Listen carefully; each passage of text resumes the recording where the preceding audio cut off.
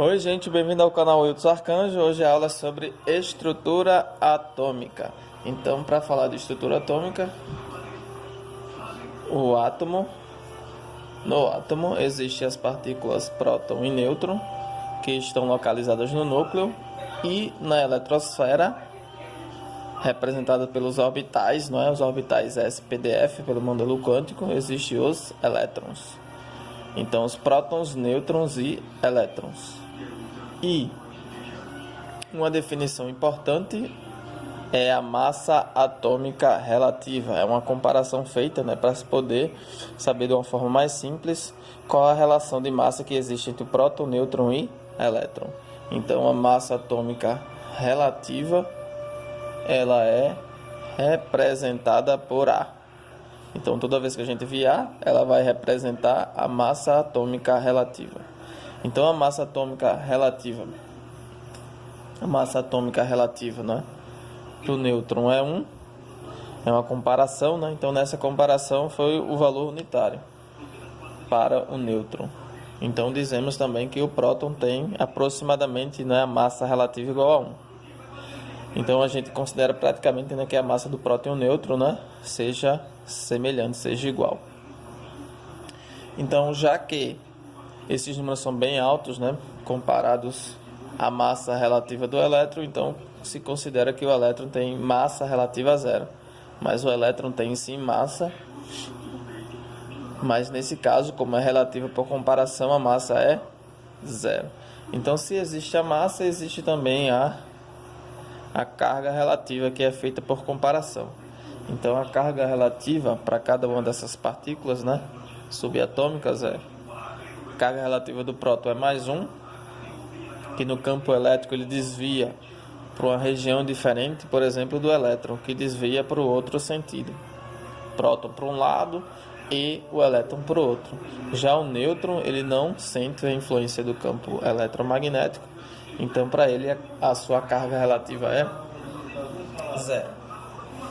Então, vendo essas definições, vamos observar outras definições, como por exemplo, já que a massa relativa do elétron é zero, isso quer dizer então que a massa total do átomo vai ser, por definição, Z, que Z é definido como número atômico.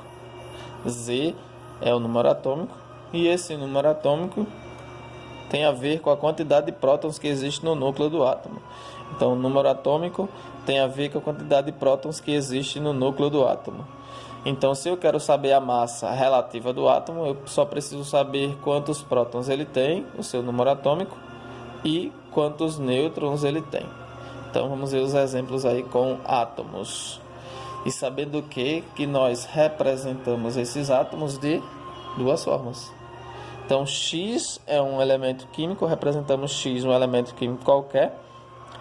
E A, sabemos que é a massa, e Z é o número atômico. Z é o número atômico e A é a massa. Então, nós podemos enxergar essas duas representações. Como eu vou diferenciar, a massa sempre vai ser a maior, já que o Z está dentro do cálculo de A, da massa. Então, vamos ver isso para os casos particulares. Vamos ver, por exemplo, para o hidrogênio. Para o hidrogênio, temos A e Z igual. Isso quer dizer o seguinte: se A e Z é igual, quer dizer que o Z só pode ser um próton. Então, o hidrogênio, essa representação H, toda vez que nós representamos na química com H, esse H será o hidrogênio. Então, como Z é 1, quer dizer que ele só tem um próton. E como a massa relativa do próton é 1, então ele tem 1 de massa. Vamos ver outro exemplo. A gente está estudando estrutura atômica. Já nesse caso, eu tenho o boro. O boro tem o 5 embaixo e o 11 em cima. Então, o 11 é o maior número, Então, isso aqui é a massa. Se a massa é 11, então quer dizer que o Z é 5. Então, teremos aí, 1, 2, 3, 4, 5. 1, 2, 3, 4, 5 prótons. Se temos 5 prótons, para saber quantos elétrons eu tenho, né, eu uso a relação que a gente acabou de enxergar. Se a massa do átomo é igual a Z, que é a quantidade de próton mais N, qual é a massa? A massa, a gente viu que a massa do boro é 11. Então, 11 está aqui. E Z, que é o número de prótons, é 5. Então, o Z está somando, vai passar subtraindo. 11 menos 5, não é? 11 menos 5 vai me dar a quantidade de nêutrons. Então, quer dizer que nesse átomo aqui existe também, além de 5 prótons, existe também 6 nêutrons. Então, assim a gente consegue visualizar e interpretar quantas partículas tem em cada representação, em cada átomo. Então, além disso, nós temos aqueles átomos que têm a mesma quantidade de elétrons, aqueles átomos que têm a mesma quantidade de prótons, que são chamados de isótopos, aqueles que têm a mesma quantidade de elétrons são chamados de isoeletrônicos, a mesma quantidade de prótons, né? Esse P aqui para nos lembrar, né, que são isótopos. Isótonos, que tem a mesma quantidade de nêutrons, olha aqui o N para a gente lembrar, um macete. Isóbaros, que é outra definição, e aqui o Azinho para a gente lembrar. Isoeletrônico, mesma quantidade de elétrons. Isótopos, mesma quantidade de prótons. Isótonos, mesma quantidade de nêutrons. E isóbaros, mesma massa. Show?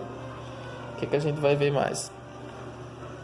A gente vai ver, né, por exemplo, o hidrogênio, para finalizar essa aula. O hidrogênio, a gente viu que esse umzinho representa que ele tem um próton. Para estabilizar esse próton no núcleo, né, já que a natureza não gosta de carga, ele estabiliza essa carga com um elétron.